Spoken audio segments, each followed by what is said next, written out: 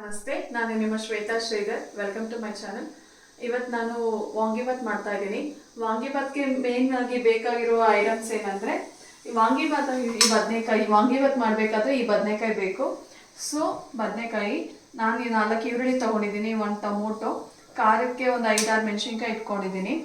ಹುಣಸೆ ಹಣ್ಣನ್ನ ಸ್ವಲ್ಪ ಈ ಥರ ಬಿಸಿನೀರಲ್ಲಿ ನೆನೆಸ್ಕೋಬೇಕು. ನಾನು ಈ ಥರ ನೆನೆಸ್ಕೊಂಡಿದ್ದೀನಿ ಹುಣಸೆ ಹಣ್ಣನ್ನ ಬಿಸಿನೀರಲ್ಲಿ.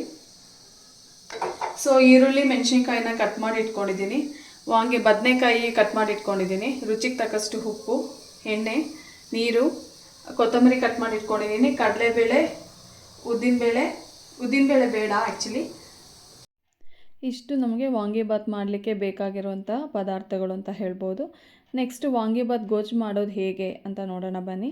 ಒಂದು ಬಾಣಲೆಗೆ ಎಣ್ಣೆ ಹಾಕಿ, ನಿಮಗೆ ಎಷ್ಟು ಬೇಕೋ, ನಿಮ್ಮ ಮನೇಲಿ ನೀವು ಎಷ್ಟು ಗೊಜ್ಜು, ಒಂದು 2 ಈರುಳ್ಳಿ 3 ಈರುಳ್ಳಿ ಅಂದರೆ ನಿಮ್ಮ ಮನೆಗೆ ಎಷ್ಟು ಬೇಕೋ ಅಷ್ಟಕ್ಕೆ ನೋಡಿಕೊಂಡು ಅಳತೆ ತಕ್ಕಷ್ಟು ಎಣ್ಣೆ ಹಾಕ್ಕೊಳ್ಳಿ. ನಮ್ಮ ಮನೆಗೆ ಇಷ್ಟು ಬೇಕು ಆ್ಯಕ್ಚುಲಿ, ನಾವು ಇಷ್ಟು ಮಾಡ್ತೀನಿ. ಸೊ ಅದಕ್ಕೆ ನಾನು ಇಷ್ಟು ಎಣ್ಣೆ ಹಾಕಿದ್ದೀನಿ. ಸೊ ಫಸ್ಟು ಏನು ಮಾಡ್ತೀನಿ, ನಾನು ಕಡಲೆ ಬೀಜನ ಫ್ರೈ ಮಾಡಿ ಎತ್ತಿಟ್ಕೊಳ್ತೀನಿ. ಯಾಕೆ ಅಂದರೆ ಯೂಶ್ವಲಿ ಕಡಲೆ ಬೀಜನ ಮಧ್ಯದಲ್ಲಿ ಹಾಕಿದ್ರೆ ಏನಾಗುತ್ತೆ, ಅದು ಕಡಲೆ ಬೀಜ ತಿನ್ನೋಕ್ಕೆ ಗರಿ ಆಗಿರೋದಿಲ್ಲ, ಅದೊಂಥರ ಮೆತ್ತುವಾಗಿಬಿಡುತ್ತೆ. ಸೊ ಅದಕ್ಕೆ ಫಸ್ಟು ನಾನು ಕಡಲೆ ಬೀಜನ ತೆಗೆದು ಸೈಡಲ್ಲಿ ಎತ್ತಿಟ್ಕೊಳ್ತೀನಿ. ನೆಕ್ಸ್ಟು ಕಾಯ್ದಿರೋ ಎಣ್ಣೆಗೆ ಸಾಸಿವೆ ಹಾಕ್ಕೊಳ್ಳೋದು. ಸಾಸಿವೆ ಚಟಪಟ ಅಂತ ಸಿಡಿದ ಮೇಲೆ ಕಡಲೆಬೇಳೆ ಹಾಕಿ, ಕಡಲೆಬೇಳೆ ಕೂಡ ಸ್ವಲ್ಪ ಕಂದು ಬಣ್ಣ ಬರಬೇಕು, ಅಲ್ಲಿವರೆಗೂ ಫ್ರೈ ಮಾಡ್ಕೊಳ್ಳಿ. ಕಡಲೆಬೇಳೆ ಕಂದು ಬಣ್ಣ ಬಂದಮೇಲೆ ನಾನು ಕಟ್ ಮಾಡಿದ್ದ ಈರುಳ್ಳಿ, ಮೆಣಸಿನ್ಕಾಯಿ, ಕರಿಬೇವು ಈ ಮೂರನ್ನ ಹಾಕಿ ಚೆನ್ನಾಗಿ ಫ್ರೈ ಮಾಡ್ತೀನಿ. ಯೂಶ್ವಲಿ ಇವತ್ತು ನಾನು ಆ್ಯಕ್ಚುಲಿ 5 ಈರುಳ್ಳಿ ಹಾಕಿದ್ದೀನಿ. 5 ಈರುಳ್ಳಿ, ಒಂದು 5-6 ಮೆಣಸಿನ್ಕಾಯಿ ಹಾಕಿದ್ದೀನಿ. ನಮ್ಮ ಮನೇಲಿ ಖಾರ ಕಡಿಮೆ ತಿನ್ನೋದು, ಸೊ ಅದಕ್ಕೆ ನಾನು ಮೆಣಸಿನ್ಕಾಯಿ ಕಡಿಮೆ ಹಾಕಿದ್ದೀನಿ. ನಿಮಗೆ ಎಷ್ಟು ಖಾರ ಬೇಕು, ಖಾರ ಜಾಸ್ತಿ ಬೇಕು ಅಂದರೆ ಇನ್ನೊಂದು 7-8 ಮೆಣಸಿನ್ಕಾಯಿ ಕೂಡ ಹಾಕ್ಕೋಬೋದು, ಚೆನ್ನಾಗಿ ಬರುತ್ತೆ. ನಾನು ಯೂಶ್ವಲಿ ಇನ್ನೊಂದೇನೆಂದರೆ ನಾನು ಕರಿಬೇವು ಕೂಡ ಜಾಸ್ತಿ ಹಾಕಿದ್ದೀನಿ, ಬಿಕಾಸ್ ನನಗೆ ಕರಿಬೇವು ಅಂದರೆ ಇಷ್ಟ. ಯೂಶ್ವಲಿ ಕರಿಬೇವು ಕಣ್ಣಿಗೆ ತುಂಬ ಒಳ್ಳೆಯದು, ಸೊ ಅದಕ್ಕೋಸ್ಕರ ನಾನು ಕರಿಬೇವು ಜಾಸ್ತಿ ಹಾಕಿದ್ದೀನಿ. ಹಾಕಿ ಒಂದು 2 ನಿಮಿಷ ಚೆನ್ನಾಗಿ ಫ್ರೈ ಮಾಡ್ಕೊಳ್ಳಿ. ಈರುಳ್ಳಿ ಎಲ್ಲ ಚೆನ್ನಾಗಿ ಬೆಂದ ಮೇಲೆ ನಾನು ಒಂದು ಟೊಮೊಟೊನ ಕಟ್ ಮಾಡಿ ಇಟ್ಕೊಂಡಿದ್ದೆ. ಟೊಮೊಟೊ ಜಾಸ್ತಿ ಹಾಕಬಾರ್ದು, ಚೆನ್ನಾಗಿರೋದಿಲ್ಲ. ಸೊ ಅದಕ್ಕೆ ಸುಮ್ಮನೆ ಒಂದು ಟೇಸ್ಟಿಗೆ ಅಂತ ಒಂದೇ ಒಂದು ಟೊಮೊಟೊನ ಕಟ್ ಮಾಡಿ ಟೊಮೊಟೊನ ಅದನ್ನು ಹಾಕ್ತೀನಿ. ಸೊ ಫಸ್ಟ್ ನಾನು ಏನು ಮಾಡ್ತೀನಿ ಅಂದರೆ, ಯೂಶ್ವಲಿ ಟೊಮೊಟೊ ಎಲ್ಲ ಹಾಕ್ದಾಗ ನಾನು ಯಾವುದೇ ಗೊಜ್ಜು ಮಾಡಬೇಕಾದ್ರೆ ಟೊಮೊಟೊನ ಮಧ್ಯಕ್ಕೆ ಸೇರಿಸ್ಕೊಂಬಿಟ್ಟು ಅದ್ರ ಮೇಲೆ ಈರುಳ್ಳಿ ಎಲ್ಲ ಮುಚ್ಚಿಬಿಡ್ತೀನಿ. ಸೊ ಅವಾಗ ಏನಾಗುತ್ತೆ, ಒಂದು 2 ನಿಮಿಷ ಬಿಟ್ಟರೆ ಟೊಮೊಟೊ ಎಲ್ಲ ಚೆನ್ನಾಗಿ ಬೇಯುತ್ತೆ. ಬೆಂದ ಮೇಲೆ ಚೆನ್ನಾಗಿ ಮಿಕ್ಸ್ ಮಾಡ್ಕೊಳ್ತೀನಿ ಈರುಳ್ಳಿ ಜೊತೆ, ಪ್ರೆಸ್ ಮಾಡಿಕೊಂಡು. ಆವಾಗ ಈರುಳ್ಳಿ ಎಲ್ಲ ಫುಲ್ಲು ಸ್ಮ್ಯಾಶ್ ಆಗಿರುತ್ತೆ, ಸೊ ಆವಾಗ ಚೆನ್ನಾಗಿ ಪ್ರೆಸ್ ಆಗುತ್ತೆ. ಸೊ ಈರುಳ್ಳಿ ಟೊಮೊಟೊ ಎಲ್ಲ ಚೆನ್ನಾಗಿ ಬೆಂದ ಮೇಲೆ ಕಟ್ ಮಾಡಿದ್ನಲ್ಲ ಬದನೆಕಾಯಿ, ಅದನ್ನು ಹಾಕ್ಕೊಳ್ತಾಯಿದ್ದೀನಿ. ಆ್ಯಕ್ಚುಲಿ ಬದನೆಕಾಯಿನ ನಾನು ನೀರಲ್ಲಿ ಮಿಕ್ಸ್ ಮಾಡಿ ಇಟ್ಕೊಂಡಿದ್ದೆ. ಇದು ಮೈಸೂರು ಬದನೆಕಾಯಿ, ನೀರಲ್ಲಿ ಕಟ್ ಮಾಡಿ ನೀರಲ್ಲೇ ಇಟ್ಟಿದ್ದೆ, ಬಿಕಾಸ್ ಇಲ್ಲಾಂದರೆ ಈ ಬದನೆಕಾಯಿ ಬೇಗ ಕಪ್ಪಾಗಿಬಿಡುತ್ತೆ. ಅದಕ್ಕೇನು ಮಾಡಬೇಕು, ಅದನ್ನು ನೀರಲ್ಲೇ ಇಟ್ಕೊಂಡಿರಬೇಕು.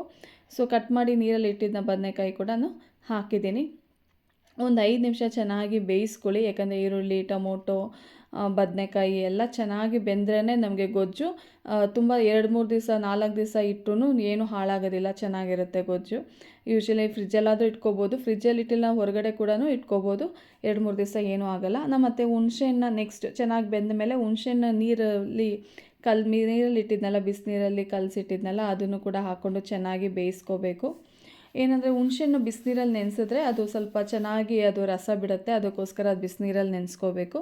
ಅದನ್ನು ಹಾಕಿ ನೆಕ್ಸ್ಟ್ ಇನ್ನೊಂದು ಸ್ವಲ್ಪ ಬೇರೆ ಕೂಡ ಸಪ್ರೇಟಾಗಿ ಕೂಡ ನೀರು ಮಿಕ್ಸ್ ಮಾಡ್ಕೋಬೇಕು. ಯಾಕೆಂದರೆ ನಾವು ಪೌಡರ್ನ ಹಾಕಿದಾಗ ಸ್ವಲ್ಪ ನೀರು ಚೆನ್ನಾಗಿದ್ದರೆ ಅವಾಗೇನಾಗುತ್ತೆ, ಅದು ಚೆನ್ನಾಗಿ ಬೇಯುತ್ತೆ, ರಾ ಸ್ಮೆಲ್ ಹೋಗೋಕ್ಕೂ ಇದಾಗುತ್ತೆ, ಇಲ್ಲಾಂದರೆ ಸೀದೋಗ್ಬಿಡುತ್ತೆ. ಸೊ ಅದಕ್ಕೆ ನಾನು ಸ್ವಲ್ಪ ಎಕ್ಸ್ಟ್ರಾ ನೀರು ಕೂಡ ಆ್ಯಡ್ ಮಾಡಿಕೊಂಡೆ. ನೀರು ಹಾಕ್ಕೊಂಡು ಸ್ವಲ್ಪ ಅರಿಶಿನ ಹಾಕ್ಕೋಬೇಕು, ಒಂದು ಚಿಟಿಕೆಯಷ್ಟು ಅರಿಶಿನ ಹಾಕ್ಕೋಬೇಕು. ನಂತರ ನಾನು ಆ್ಯಕ್ಚುಲಿ ಇವತ್ತು MTR ವಾಂಗಿಬಾತ್ ಪೌಡರ್ ತೊಗೊಂಡಿದ್ದೀನಿ, ಸೊ ಅದು ಕೂಡ ಹಾಕ್ಕೊಂಡಿದ್ದೀನಿ. ನಾನು 4 ಪ್ಯಾಕೆಟ್ ಹಾಕಿದ್ದೀನಿ. ಸೊ ಹಾಕಿ ಚೆನ್ನಾಗಿ ಮಿಕ್ಸ್ ಮಾಡಬೇಕು. ಒಂದು 2-3 ನಿಮಿಷ, ಒಂದು 5 ನಿಮಿಷ ಆದರೂ ಬೇಯಬೇಕು, ಯಾಕಂದರೆ ಅದು ರಾ ಸ್ಮೆಲ್ ಹೋಗಬೇಕು, ಆ ಪೌಡರ್ದು ರಾ ಸ್ಮೆಲ್ ಹೋಗಬೇಕು. ಸೊ ಒಂದು 5 ನಿಮಿಷ ಆದರೂ ಬೇಯಬೇಕು. ಅದಕ್ಕೆ ನಾನು ಎಕ್ಸ್ಟ್ರಾ ನೀರು ಕೂಡ ಆ್ಯಡ್ ಮಾಡಿದೆ. ಬರೀ ಹುಣಸೆ ರಸ ಅಷ್ಟೇ ಅಲ್ಲ, ಸ್ವಲ್ಪ ಎಕ್ಸ್ಟ್ರಾ ನೀರು ಹಾಕಿದ್ರೆ ಏನಾಗುತ್ತೆ, ಆವಾಗ ತಳ ಸೀದೋದಿಲ್ಲ, ಚೆನ್ನಾಗಿ ಇರುತ್ತೆ ಗೊಜ್ಜು. ಇಲ್ಲಾಂದರೆ ಏನಾಗುತ್ತೆ, ತಳ ಸೀದ್ಬಿಟ್ರೆ ಚೆನ್ನಾಗಿರೋದಿಲ್ಲ. ಅದಕ್ಕೆ ಸ್ವಲ್ಪ ಎಕ್ಸ್ಟ್ರಾ ನೀರು ಹಾಕಿದ್ರೆ ಆ ಪೌಡರ್ ಬೇಯಬೇಕಲ್ವ, ಸೊ ಅದಕ್ಕೋಸ್ಕರ ಹಾಕ್ಕೊಂಡಿದ್ದೀನಿ. ಸೊ ನೆಕ್ಸ್ಟ್ ಇದಾದಮೇಲೆ ಒಂದು 5 ನಿಮಿಷ ಅದು ಚೆನ್ನಾಗಿ ಬೆಂದಾದಮೇಲೆ ಉಪ್ಪು ಹಾಕ್ತೀನಿ. ನಾನು ಸ್ವಲ್ಪ ಉಪ್ಪು ಜಾಸ್ತಿನೇ ಹಾಕ್ತಾಯಿದ್ದೀನಿ, ಯಾಕೆ ಅಂದರೆ ನಮ್ಮ ಮನೆಯಲ್ಲಿ ರೈಸಿಗೆ ನಾವು ಉಪ್ಪು ಹಾಕೋದಿಲ್ಲ, ಅದಕ್ಕೋಸ್ಕರ ನಾನು ಗೊಜ್ಜಿಗೆ ಡೈರೆಕ್ಟಾಗಿ ಉಪ್ಪು ಹಾಕ್ತಾಯಿದ್ದೀನಿ. ನಿಮ್ಮ ಮನೇಲಿ ಇನ್ ಕೇಸ್ ಏನಾದರೂ ರೈಸ್ಗೆ ಉಪ್ಪು ಹಾಕ್ತೀರಾ ಅಂತ ಅಂದ್ಕೊಂಡ್ರೆ ನೀವು ಗೊಜ್ಜಿಗೆ ಎಷ್ಟು ಬೇಕೋ ಅಷ್ಟು ಮಾತ್ರ ಉಪ್ಪು ಹಾಕ್ಕೊಳ್ಳಿ, ಇಲ್ಲಾಂದರೆ ಉಪ್ಪು ಜಾಸ್ತಿ ಹಾಕ್ಬಿಡುತ್ತೆ. ಸೊ ಇಷ್ಟೆಲ್ಲ ಆಗಿ ಚೆನ್ನಾಗಿ ಬೆಂದ ಮೇಲೆ ನಾನೇನು ಮಾಡ್ತೀನಿ, ಒಂದು ಬೌಲಷ್ಟು ಬೆಲ್ಲ ಬೆಲ್ಲನ ಕುಟ್ಟಿಟ್ಕೊಂಡಿದ್ದೆ, ಸೊ ಅಷ್ಟು ಹಾಕ್ಕೊಳ್ತೀನಿ. ಕೆಲವರಿಗೆ ಸಿಹಿ ಜಾಸ್ತಿ ಬೇಡ ಅಂದವರು ಇನ್ನು ಕಡಿಮೆ ಬೆಲ್ಲ ಹಾಕ್ಕೊಳ್ಳಿ. ಇಲ್ಲ ನಮ್ಮ ಮನೇಲಿ ಯಾರು ಖಾರ ಜಾಸ್ತಿ ತಿನ್ನಲ್ಲ, ನಮಗೊಂಚೂರು ಬೆಲ್ಲ ಬೇಕು, ಜಾಸ್ತಿ ಬೇಕು ಅಂದರೆ ಬೆಲ್ಲ ಜಾಸ್ತಿ ಹಾಕ್ಕೊಳ್ಳಿ. ಸೊ ನಿಮಗೆ ಎಷ್ಟು ಬೇಕೋ ಅಷ್ಟು ನೋಡಿಕೊಂಡು ಬೆಲ್ಲ ಹಾಕ್ಕೊಳ್ಳಿ. ಬೆಲ್ಲ ಹಾಕಿದ್ಮೇಲೆ ನೆಕ್ಸ್ಟು ಕೊಬ್ಬರಿನ ನಾನು ತುರಿದಿಟ್ಕೊಂಡಿದ್ದೆ, ಅದು ಕೂಡ ಒಂದೇ ಬೌಲಷ್ಟು ಕೊಬ್ಬರಿನ ಅದನ್ನು ಕೂಡ ಹಾಕ್ಕೊಳ್ತೀನಿ. ಕೊಬ್ಬರಿನ ಏನಂದರೆ ಕಾಯಿ ಹಾಕಬಾರ್ದು. ಹಸಿಕಾಯಿ ಹಾಕಿದ್ರೆ ಗೊಜ್ಜು ಒಂದು 2-3 ದಿವಸ ಇರೋದಿಲ್ಲ, ಒಂದೇ ದಿನದಲ್ಲೇ ಖಾಲಿ ಮಾಡಬೇಕಾಗುತ್ತೆ. ಅದಕ್ಕೆ ನಾನೇನು ಮಾಡಿದೆ, ಒಣ ಕೊಬ್ಬರಿನೇ ಹಾಕಿದ್ದೀನಿ. ಒಣ ಕೊಬ್ಬರಿ ಹಾಕಿದ್ರೆ ಟೇಸ್ಟ್ ಕೂಡ ತುಂಬ ಚೆನ್ನಾಗಿರುತ್ತೆ. ಯೂಶ್ವಲಿ ನಾವು ಪುಳಿಯೋಗರೆಗೆಲ್ಲ ಒಣ ಕೊಬ್ಬರಿ ಹಾಕ್ತೀವಲ್ಲ, ಹಾಗೆ ವಾಂಗಿಬಾತ್ಗೂ ಒಣ ಕೊಬ್ಬರಿ ಹಾಕಬೇಕು. ಸೊ ಒಣ ಕೊಬ್ಬರಿ ಹಾಕಿ ಅದೊಂದು 2-3 ನಿಮಿಷ ಬಾಡಿಸ್ಬೇಕು. ಕೊಬ್ಬರಿ ಎಲ್ಲ ಚೆನ್ನಾಗಿ ನೀಟಾಗಿ ಫ್ರೈ ಆಗಬೇಕು. ಸೊ ಅದನ್ನು ಕೂಡ ಹಾಕಿ ನೀಟಾಗಿ ಫ್ರೈ ಮಾಡಿದ್ದೀನಿ. ನೆಕ್ಸ್ಟ್ ಕೊಬ್ಬರಿ ಆದಮೇಲೆ ನಾನು ಕೊತ್ತಂಬರಿ ಸೊಪ್ಪನ್ನ ತೊಳೆದು ಕಟ್ ಮಾಡಿ ಇಟ್ಕೊಂಡಿದ್ದೆ. ಸೊ ಅದನ್ನು ಕೂಡ ನಾನು ಕೊತ್ತಂಬರಿ ಸೊಪ್ಪನ್ನ ಕೂಡ ಕೊನೆ ಎಂಡಲ್ಲಿ ಆಲ್ಮೋಸ್ಟ್ ಗೊಜ್ಜು ಆಗೋಗಿದೆ. ಸ್ವಲ್ಪ ಏನಂದರೆ ನಮಗೆ ಒಂಥರ ನೋಡಲಿಕ್ಕೂ ಚೆನ್ನಾಗಿ ಕಾಣಬೇಕು, ಟೇಸ್ಟಿಯಾಗಿರಬೇಕು. ಮತ್ತು ನಾವು ಅನ್ನ ಕಲಿಸಿದಾಗ ಕೂಡ ಅದು ಕೊತ್ತಂಬರಿ ಕಾಣಿಸ್ತಾ ಇರುತ್ತಲ್ಲ, ಒಂಥರ ನೋಡಲಿಕ್ಕೂ ಚೆನ್ನಾಗಿರುತ್ತೆ. ಸೊ ಅದಕ್ಕೋಸ್ಕರ ಕೊತ್ತಂಬರಿ ನಾನು ಜಾಸ್ತಿ ಹಾಕಿದ್ದೀನಿ. ಕೊತ್ತಂಬರಿ ಎಲ್ಲ ಹಾಕಿ ಒಂದು 2-3 ನಿಮಿಷ ಚೆನ್ನಾಗಿ ಬಾಡಿಸಿದ್ಮೇಲೆ ನೀವು ಸ್ಟವ್ ಆಫ್ ಮಾಡ್ಬೋದು. ಈಗ ಗೊಜ್ಜು ಆಗಿದೆ.